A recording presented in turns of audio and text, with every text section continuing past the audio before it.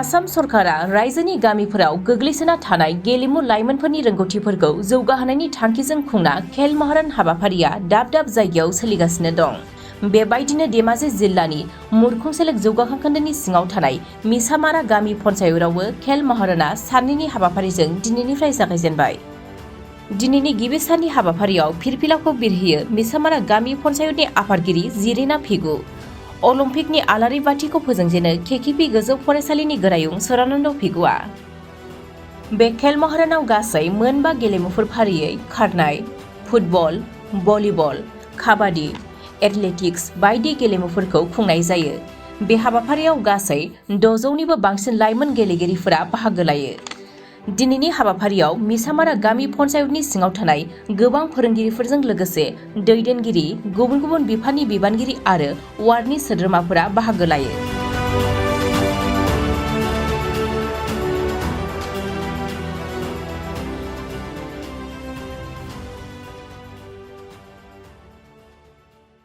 কথা হ'ল এতিয়া খেল মহাৰণ বুলি এতিয়া অসম গভৰ্ণমেণ্টে যিখিনি পদক্ষেপ লৈছে এইটো আমাৰ তৰফৰ পৰা আমি আদৰণি জনাইছোঁ। কি কাৰণত আমাৰ নিচিনা বেকৱাৰ্ড জেগা পঞ্চায়তবিলাকৰ বহুত বেকৱাৰ্ড হৈ থাকছেতো, বেকৱাৰ্ড থকা মানুহবিলাকৰ ল'ৰা ছোৱালীবিলাকৰ অন্তত ভৱিষ্যতে এই খেলৰ যোগেদি একেলগে নিজৰ জীৱনৰ লগতে ঘৰুৱাৰ লগতে আৰু এই সমাজখনৰ আৰু পঞ্চায়তখনৰ আৰু অসমখনৰ এটা সুনাম কৰি আনে। তাৰ কাৰণে আমি এইখিনি খেল এখেতসকলে আঁতৰত লোৱাৰ কাৰণে আমি ধন্যবাদ জনাইছোঁ।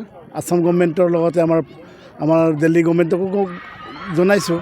কি কাৰণত ইয়াৰ দ্বাৰা ভৱিষ্যতে আমাৰ ল'ৰা ছোৱালীবিলাকে বিকাশ নিশ্চয় হ'ব আৰু নিজৰ সংস্থাপনৰ বাহিৰে আমাৰ নিশ্চিতভাৱে আমাৰ গাঁওখনৰো এটা সুনাম এটা হ'ব।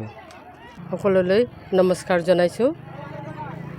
আজিৰ খেল মহাৰণখন গোটেই অসম চৰকাৰৰ নিৰ্দেশ মৰ্মে আমাৰ ধেমাজি ডিষ্ট্ৰিক্টৰ লগত সংগতি ৰাখি মুৰকংচেলেক ব্লকৰ উন্নয়ন খণ্ডৰ ব্লকৰ অন্তৰ্গত মিছামাৰা গাঁও পঞ্চায়তত আজিৰ পৰা 2 দিনীয়া কাৰ্যসূচী আমি পালন কৰিছোঁ।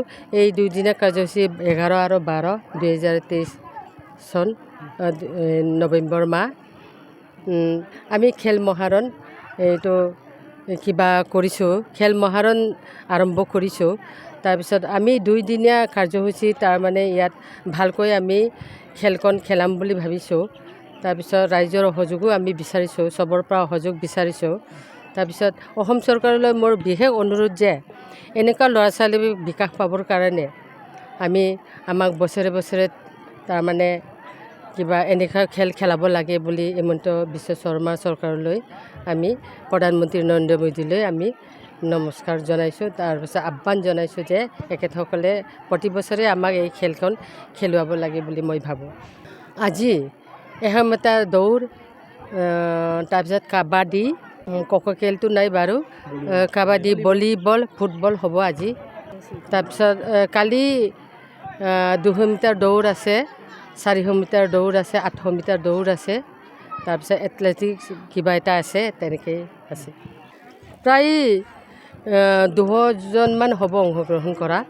আমাৰ পঞ্চায়তৰ অন্তৰ্গত বিভিন্ন গাঁৱৰ পৰা খেলুৱৈবিলাক অংশগ্ৰহণ কৰিছে।